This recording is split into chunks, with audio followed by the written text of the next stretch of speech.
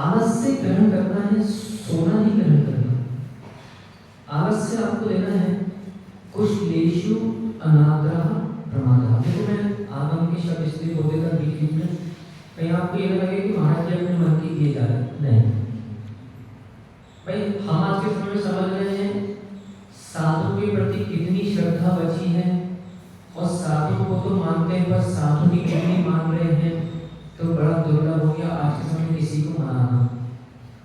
तो ठीक है, हमारी मत मानो, कम से कम माँ की मानो, जिनवाणी माँ समझा रही है। कुशलेषु अनाग्रह प्रमादः, तो कुशलेषु अनाग्रह प्रमादः। आलस जिसको कहते हैं जैन आगम में, कुशल क्रियाओं में अनादर भाव रखना, अर्थात अपने सीधी शुद्ध हिंदी में बोलूं, अपने कर्तव्यों से भ्रष्ट हो जाना, इसका नाम प्रमाद किया जाता है। कुशल क्रियाएं, मम्मी ने कहा बेटा जाओ मंदिर जाओ, सोने दो, क्या दिन भर मंदिर मंदिर कहती रहती, चलो महाराज जी की भैयावती करो। अब थक गए, अपने दुकान से आए के लिए करते हैं, अपना भी शरीर की नहीं, आराम करेंगे नहीं करे, तो घर में भाई साहब सो गए जाके 9 बजे 10 बजे सो गए। चलो भैया एक काम करो, थोड़ा सा जिम्माड़ी पढ़ लो, अपने सब एक काम करते बैठ लेते हैं और एक साथ बैठ के अपन घर में भक्ता पढ़ लें, रामकार पढ़ लें, तो पता चलता मोबाइल चला रहे हैं अपने घर में। पहले कितना अच्छी व्यवस्था थी, घर में एक टेलीफोन होता था, वो टेलीफोन कहाँ रखा रहता था, ड्राइंग रूम में। तो पहले जो भी जो बात करता था घर में सबको सब पता रहती थी, आपस में एक संगठन बना रहता था। अब आज के समय में यदि 4 भाई हैं तो 4 मोबाइल, यदि 4 पत्नियां हैं उनके 4 मोबाइल, कितने हो गए 8। बच्चे हैं तो आज के समय में स्कूल के मैडमों ने, टीचरों ने कोरोना काल से बहुत समाज में बहुत हानि हुई है, कोरोना काल से बहुत ज़्यादा हानि हुई है। बच्चों को छोटे उम्र में 12-12 साल में मोबाइल पकड़ा दिया, बेटा प्रोजेक्ट्स पूरे कर देना। तो मैडम की इतनी हो गई आज के समय में कि हम तुम्हें सुबह गुड मॉर्निंग भेज, तुमको गुड मॉर्निंग भेजना पड़ेगा सुबह 7 बजे हमको। तो बेचारे बच्चे सुबह उठकर 6 बजे मैडम को गुड मॉर्निंग भेज रहे, कहीं सर को गुड मॉर्निंग भेज रहे। क्या हुआ कि धीरे धीरे करते करते ये जो उपकरण है, इससे क्या हो गया, अब आज के समय से तो आगे मुझे कीपैड वाला रख लो। एक भैया मुझे भीलवाड़ा में मिला, मुझे याद आ रही है, भीलवाड़ा में मुझे महाराज जी क्या उस समय चतुर्मास हुआ था, और आपस में कभी कभी क्या रहता है आज के परिपेक्ष में, देखो मैं पुनः बोल रहा हूँ, अपन लोग एक परिवार है, अपनी जो चर्चाएं हैं, आप इसको मान के बस समझो महाराज जी हमारे बारे में बोल रहे हैं, आप हम किसी को हम गिराना नहीं चाहते। हम साधु बने हैं अपने कल्याण के लिए, हम साधु बने हैं देश राष्ट्र के कल्याण के लिए, हम कोई चक्रवर्ती नहीं है। देखो क्या होता है, कभी कभी जैसा मन में भरी रहती है ना, और वैसे ढोल बजे तो गाने भी कोई वाले बजते हैं। मैं समझ रहा हूँ बहुत सारे साधुओं का भी रहता है, कहीं वो प्रवचन में कटाक्ष मारेंगे, कहीं आपस में कोई एक संघ के बारे में बोलता है, कहीं कोई दूसरे संघों के बारे में बोलता है। हम वो वाले साधु किंचित भी नहीं है, ना हमको पसंद है, सीधी बात है। क्योंकि हम इतने सालों में ये सब कुछ देख रहे हैं, समझ रहे हैं कि इन सबों से मात्र समाज की हानियां होती है। हमारा आप लोगों से भी कहना है, आप भी कभी पंडित बनो, विद्वान बनो, आर्यका बनो, साधु बनो, आप भी तात्विक चर्चाएं करना, राग की चर्चाएं छोड़कर वैराग्य की चर्चाएं करना, बहुत अच्छा धर्म चलेगा।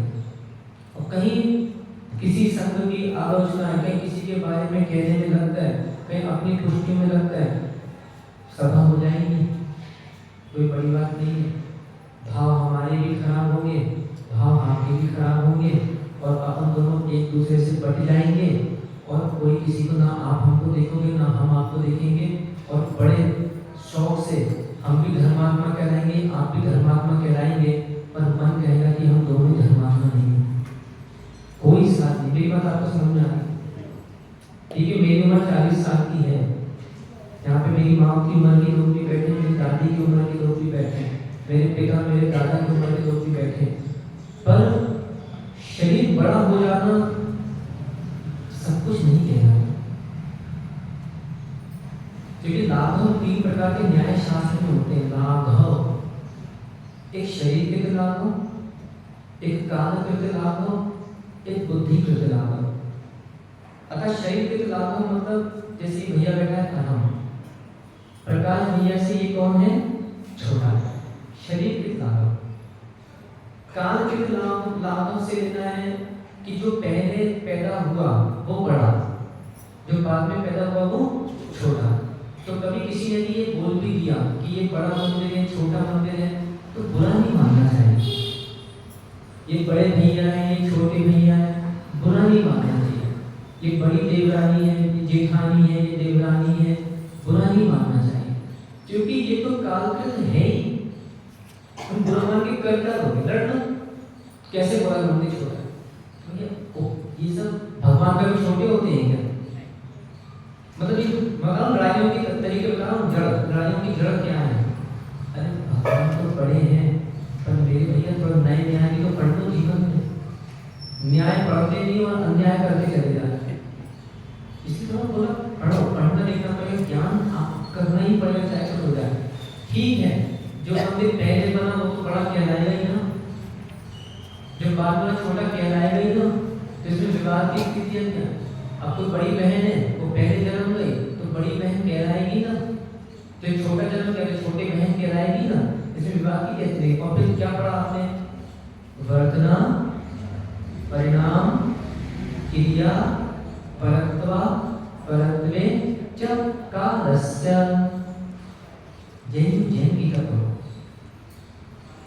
परत्व अपरत्व, बड़े का व्यवहार परत्व और छोटे का व्यवहार अपरत्व, ये व्यवहार काल की देन है, इसको आप कैसे मिटा सकते हो? तो वो व्यक्ति मिला एक बार राजस्थान में, तो क्या हुआ कि चतुर्मास होने थे, तो एक संघ के मुनिराज के भक्तगण मोबाइलों में दूसरे साधु की निंदा डालते चले गए, दूसरे भक्तगण साधु के मोबाइलों में वो उनकी निंदा डालते चले गए। अब एक व्यक्ति आया दौड़ के, रिश्तेदारी था हमारा पूर्व का,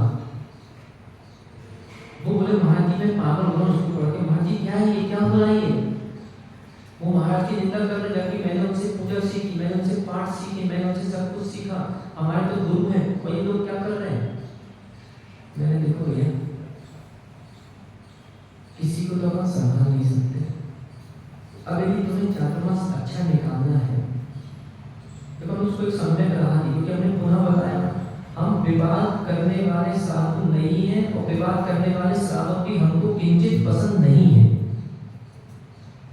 हम बने हैं साधु विशुद्ध परिणामों के लिए, और हम चाहते हैं आप भी बनो श्रावक विशुद्ध परिणामों के लिए। बहुत सारे देश में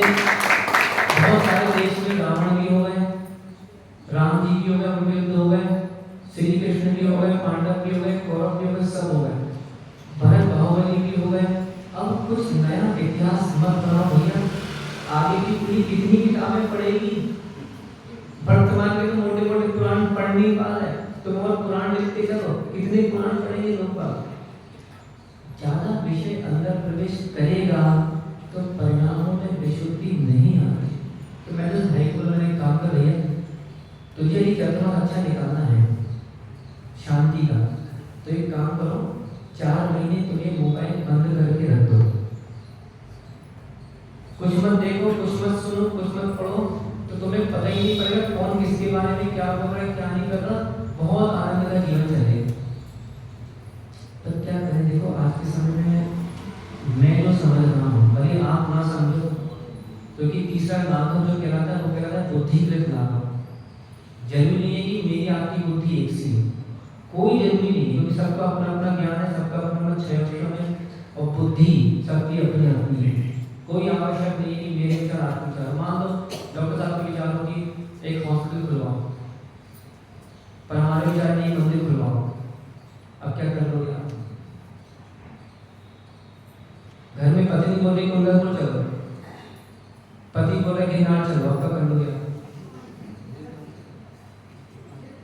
तो ये सब चीजें चली आ रही है, इनको टाल नहीं सकते। तो फिर क्या बता रहे थे? आलस्य तीसरे लाघव का नाम बताओ, बुद्धिकृत लाघव। तो बुद्धिकृत लाघव को कहलाता है। आज देखें घरों में भी 60 साल के दादाजी को मोबाइल चलाना नहीं आता और 16 साल तक बच्चे को जबरदस्त मोबाइल चलाना आता। आता नहीं। अब बड़ा कौन है? दादाजी की बेटा जी। यही तो अधिकांश जनरेशन का। अधिकांश सीखो, प्रसन्न रहो। दादाजी को 60 साल वाले दादाजी को मोबाइल का एमबी नहीं आता और बेटा जी को सब कुछ आता है। तो इसमें क्या देखेंगे? दादाजी कौन हो गए? बुद्धिकृत लाघव। और बेटा जी कौन हो गए? बड़े हो गए। तो कोई जरूरी नहीं है कि शरीर के बढ़ने के साथ में अनेकांत दृष्टियां। अब आज देखो समाजों में देखा जा रहा है कि बहुत बड़े बड़े लोग हो गए। काफी पेट डॉक्टर हो गए, बैठो ना। आज समाजों में बहुत बड़े बड़े लोग हो गए, 70-70, 80 साल के लोग हो गए, पर मन ही नहीं करता कि चलो शांति से बैठ के बात कर ले। मन ही नहीं करता कि चलो समाजों की स्थितियां अपन देख रहे हैं, समाजें टूट रही हैं, आपस में कोई एक दूसरे से मुंह नहीं बोलना चाह रहा, आपस में कोई एक दूसरे को देखना नहीं चाह रहा। तो उनके भाव ही नहीं होते कि चलो अपन एक काम करें, कुछ ऐसा स्वभाव रखें, कुछ ऐसी क्रियाएं करें कि चलो भैया सब लोग पूरा परिवार एक साथ पूरी समाज मिलके रहे। नहीं आते। शरीर बढ़ गया, शरीर विकास हो गया है, पर बुद्धि का विकास नहीं हुआ। क्या करें? एक छोटा सा दृष्टांत दे रहा हूं आपको, बहुत अच्छा जीवन में काम आएगा, बच्चों को सुनाने के काम आएगा। एक बार क्या हुआ, एक राजा ने एक अपने बाग में आम का वृक्ष लगवाया और आम का वृक्ष लगवाने के बाद कुछ समय बाद राजा ने कहा कि जाओ उधर से आम तोड़ लाओ। तो 2 आम आए तो राजा ने एक आम रानी को दे दिया और एक आम राजा ने स्वयं बोला कि ये मेरी थाली में परस देना। अरे राजा ने वो आम खाया तो राजा ने घोषणा कर दी कि हमारे बाग में इतने अच्छे अच्छे मीठे मीठे आम, जाओ उसकी रक्षा करो, जितने पैसे लगे उतने गोश्त लगा देना, पर उस पेड़ को कुछ होना नहीं चाहिए। उधर रानी ने आम खाया, वो खट्टा था। अब रानी को गुस्सा आ गई और रानी ने सोचा कि हमारे राजा की इतनी बड़ी बदनामी कैसे हो सकती है। रानी ने क्या किया? घोषणा कर दी कि हमारे राजा, इतने बड़े राजा और मैं उनकी रानी, हमारे राज्य में खट्टे आम का पेड़, जाओ कैसी भी हो उस पेड़ को काट दो, वो बिल्कुल नहीं बचना चाहिए, पूरा बाग नाश कर दो। अब दूसरे दिन कुछ इस पक्ष के आदमी पहुंचे, रानी के पक्ष के, और कुछ राजा के पक्ष के आदमी पहुंचे, सेनापति आदि आदि। अब सुबह सुबह वहां पर उन लोगों में विवाद हो गया। वो बोलते ही रानी साहिबा ने आदेश दिया है, हम उसके आदेश का पालन करेंगे। बोले नहीं, राजा साहिबा ने कहा इसकी रक्षा करना है, हम राजा की आज्ञा का पालन करेंगे। अब वो माली समझ में नहीं आ रहा, माली क्या करे। जैसे कभी आज समाज परेशान नहीं हो गई, कोई साधु कहता है ये कर लो, कोई साधु कहता है ये कर लो, हमारी समाज बेचारी परेशान, किसकी मान लेंगे? दोनों पंच परम पद पे स्थित कुछ नहीं। तो प्रातः सुबह राजा रानी दोनों साथ में निकले भ्रमण करने के लिए। तो पहुंचे तो उन्होंने देखा ये विवाद हो रहा है। उन्होंने बोला क्या कर रहे हो तुम लोग, क्या विवाद कर रहे हो, हमारे राजा की नाक काट रहे हो। तो वो बोले रानी साहिबा ने कहा इस पेड़ को काट दो। राजा बात समझ नहीं पाया, उसने इशारे से रानी साहिबा से पूछा कि क्या हो गया, क्या बात। तो जैसी रानी साहिबा ने इशारे से बताया तो राजा हंसने लग गया जोर जोर से वहां पे। तो रानी समझ नहीं पाई कि राजा साहिबा क्यों हंस रहे हैं। बोले सुनो, ये जो पेड़ था, इस पेड़ के हमने 2 आम मंगाए थे, तो जो तुम्हारी थाली में आम आया था वो खट्टा निकल गया होगा, इसलिए तुमने कहा कि आम के वृक्ष को काट दो। पर रानी साहिबा, जो आम मेरे पास आया था वो बहुत मीठा था, तो पेड़ में मीठे आम भी लगते हैं। तो रानी ने स्वयं तुरंत आदेश दिए, बिल्कुल पेड़ को मत काटना। अब मेरा एक प्रश्न है, उस पेड़ को किसने बचाया? बोलो तो अच्छे से बोलो, कितना ही बोल के बोलो। उस पेड़ को किसने बचाया? मीठे आम ने। उस पेड़ को किसने बचाया? मीठे आम ने। इसलिए मीठे आम की तरह घर भी बचेगा, समाजें भी बचेंगी। और फिर खट्टे आम की तरह रहे, ना समाज बचेगी, ना घर बचेगा, ना कोई बचेगा। क्या करें? 3 शत्रुओं से अपनी रक्षा करना: असावधानी, आलस, असावधानी, अनुत्साह, कुशलेषु अनाग्रह, प्रमादः। कुशल क्रियाओं में श्रम को प्रमाद नहीं करना। बड़े विद्वान लोग हैं जो आज वास्तव में अपने कर्तव्य में उत्साही हैं। आज साधुओं को देखो आप, 4 समय का स्वाध्याय, 3 समय का प्रतिक्रमण, एक सुबह शाम प्रतिक्रमण करते हैं और आहार के बाद भी प्रतिक्रमण किया जाता है। 4 समय का स्वाध्याय, 3 समय का प्रतिक्रमण और 3 समय की सामायिक और देव वंदना आदि, ये तो अपने एक क्रियाएं हैं ये भी। तो इन सब में 28 कृति कर्म और 2 योगी भक्ति के भी होते हैं। कभी बोर्ड में लिख के बताएंगे यदि आपको जानना हो तो। 28 कृति कर्म, एक तो 28 मूल गुण होते हैं, वो अलग है। हम 28 कृति कर्म की चर्चा कर रहे हैं। कृति कर्म अर्थात चतुर्विंशति स्तव और सामयिक दंडक पढ़कर जो किया जाता है उसको कृति कर्म कहते हैं। जिसको समझना हमसे अवश्य वो समझ सकता है कक्षा में। अर्थात 28 कृति कर्म का साधु को प्रतिदिन पालन करना अनिवार्य है। एक श्रावक दिन में नींद निकाल सकता है, पर साधु तो अपना स्वाध्याय आदि करना ही पड़ता है। एक श्रावक सोच सकता है कि चलो भैया अब आज रात को बहुत थक गए, अब सो लो, मंदिर 11 बजे चले जाएंगे। पर साधु नहीं सोच सकता, क्योंकि साधु को सुबह के सामायिक देना ही, सब कुछ करना ही। तो सोचिए 28 कृति कर्म का पालन करने वाले 28 कृति कर्म के पालक कितने पूजनीय होंगे। सोचिएगा। इसलिए क्या कह रहे हैं कि आलस, चलो हम तो 28 कृति कर्म का पालन कर रहे हैं, क्या श्रावकों में आलस बढ़ तो नहीं रहा? अपना चिंतन करो। देखो हम गिराना नहीं चाहते किसी को, पुनः कह रहे हैं, हम तो कह रहे अपना चिंतन करो आप और आगे बढ़ो, कोई बात नहीं, कोई दिक्कत नहीं है। सुबह का भूला शाम को लौट आए तो वो भूला नहीं कहलाता। थोड़ा सा अपने कर्तव्य देखो कितने हैं, 6। किसी में आलस आ रहा है क्या? कहीं देव पूजा में आलस आ रहा है क्या? कहीं स्वाध्याय आदि में आलस आ रहा है क्या? चलो आगे बढ़ो। असावधानी, भैया कहाँ से नाम? शैलेश भैया। बिना देखे क्यों बैठ रहे हैं आप? मैंने आपको देखा था, बिना देखे बैठ गए। असावधानी हुई कि नहीं हुई? हुई कि नहीं हुई? कितनी बड़ी असावधानी, बिना सोए व्यक्ति भोजन कर रहा है। कितनी बड़ी असावधानी, इसने कपड़े उतारे, अब देखो तो मंदिरों में लिखा जाता है ऐसे कपड़े उतारते हो, धोती उठा के ये फेंक दी, वो कहाँ गिर रही है भाई साहब, देख तो दो।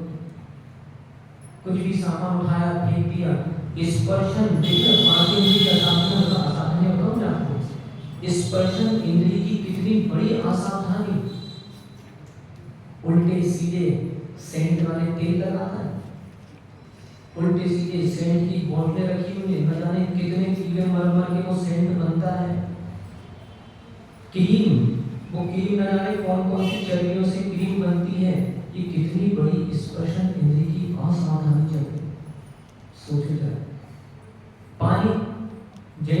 में हमारे यहाँ इतना पानी होते, थोड़ा तो नियंत्रण करो। छन्ना लगा के नाली में, उस नलों में, कभी भी नलों में छन्ना नहीं लगाया जाता, पात्र में लगाया जाता है। ध्यान दो, मैं समझ रहा हूँ कि यहाँ बैठे 100 में से 99 लोग ये काम नहीं करते, पर सीखना तो पड़ेगा, कभी तो उतारना पड़ेगा जीवन में। हमेशा छन्ना पात्र में लगाया जाता है, नलों में छन्ना नहीं लगाया जाता। नलों में छन्ना लगा दो, काई जम गई, ये निचोड़ दिया, तेरा गला में घोटे तो कैसा लगेगा? सोचो जरा, तूने ये उठाए छन्ना, ये निचोड़ दिया, कितने सारे जीवों का गला घोट दिया। अब तू आएगा कि नहीं आएगा? जितने अंश में पानी का प्रयोग चल रहा है, अब बताओ हम इतनी दूर दूर क्यों जाते हैं? जंगल जाते कि बाहर जाते कि जाते जंगल क्यों जाते? क्योंकि मालूम है कि बाथरूम में जंगल जाओगे तो वहां पे गरम गरम मल जब वो गड्ढे में जाता है तो कितने सारे जीवों का घात हो जाता है। सोचिए, स्पर्शन इंद्रिय निरोध। विचार करो, पानी पीना है तो ये बिस्लरियों का पानी पिया है, पता नहीं कहाँ का अवक्ष है, कौन सी फैक्ट्री में बना, फिर वहां से निकला तो वो फ्रिज में रखा गया होगा, कोल्ड स्टोरेज में रखा होगा, वहां से निकला तो बड़ी बड़ी गाड़ियों में रखा होगा, फिर निकला फिर दुकानों के फ्रिज में चला गया, फिर वहां से निकला फिर तुम्हारे घर में आ गया, घर के फ्रिज में चला गया। कितनी बार शीत उष्ण शीत उष्ण शीत उष्ण, कितनी यूनिट्स को उत्पन्न हुई। अब वो तो मन का पिंड हो गया, जीवों का पिंड हो गया, उसे फाड़ के और मुंह में पी गए। ये क्या जीवन चल रहा है?